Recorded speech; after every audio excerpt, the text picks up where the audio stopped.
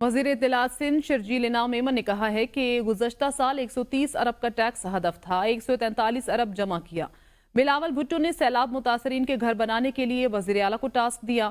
سندھ میں سیلاب متاثرین کے لیے گھر بنائے جا رہے ہیں۔ سندھ حکومت 21 لاکھ خاندانوں کے لیے گھر بنا رہی ہے۔ منشیات کا مسئلہ بہت ہی عام نوعیت کا ہے۔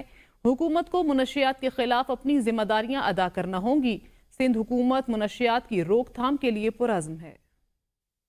لاسٹ ایئر حکومت سندھ نے جو ٹارگٹ دیے تھے ایکسائز اینڈ ٹیکسیشن کو، وہ 130 ارب روپے تھے for tax collection. Excise and taxation department نے اس پورے فائنینشیل ایئر میں 143 بلین جو ہیں وہ کلیکٹ کیے۔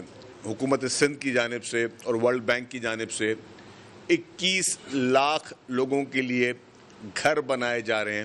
محکمہ نارکوٹکس سندھ جو ہے وہ فل ڈیڈیکیشن کے ساتھ منشیات کے خلاف اس جنگ اور جہاد کو جاری رکھے گا۔ اس میں ہم کسی کو بھی ہم نے کہا کہ کوئی ڈی مورلائز نہ رہے۔